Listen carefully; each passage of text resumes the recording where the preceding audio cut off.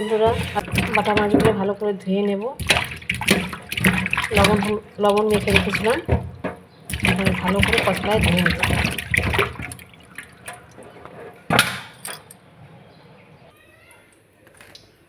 কড়াইতে তেল দিয়ে দিয়েছি আর মাছে হলুদ লবণ দিয়ে দিয়েছি। এখন মেখে নেব।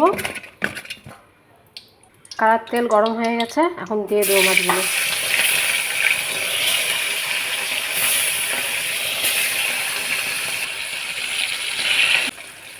মাছগুলো ভাজা লাল হয়ে গেছে, এখন উঠিয়ে নেব। মশলার মধ্যে নিয়ে নিয়েছি কাঁচা লঙ্কা, পেঁয়াজ, রসুন, আদা, আর এখানে নিয়ে নিয়েছি জিরা, দু রকম সর্ষা, সাদা সর্ষা আর কালো সর্ষা। সব মশলাগুলো পেস্ট করে নেব।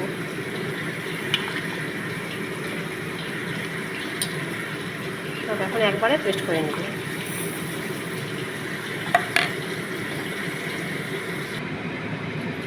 দেখো, ফোড়নে দিয়ে দিলাম সর্ষে।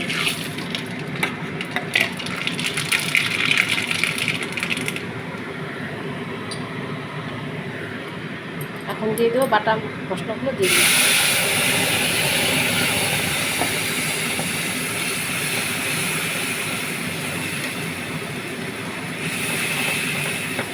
মশলাগুলো দিয়ে এখন নাড়াচাড়া করে নেব।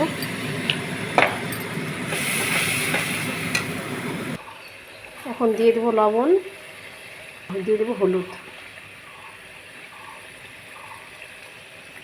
পরিমাণ মতন হলুদ।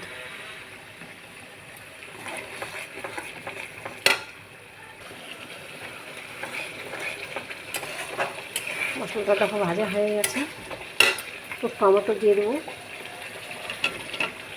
টমেটো দিয়ে আর একটু ভাজা ভাজা করবো।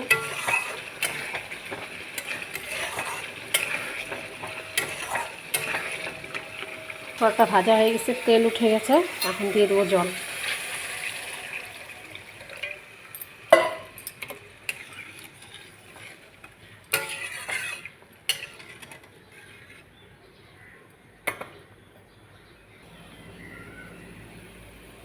ধনে পাতাটা দিয়ে দিলাম।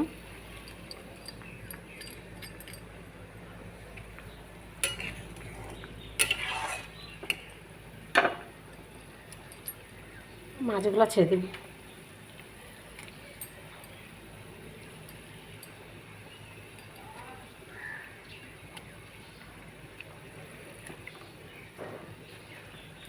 মাছগুলো দিয়ে এখন নাড়াচাড়া করে নিই।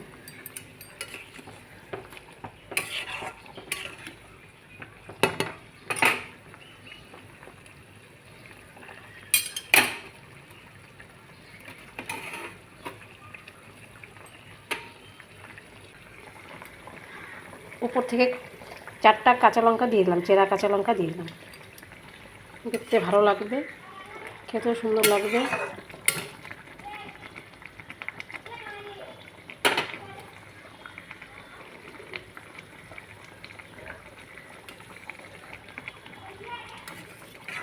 তরকারিটা হওয়ার মধ্যেই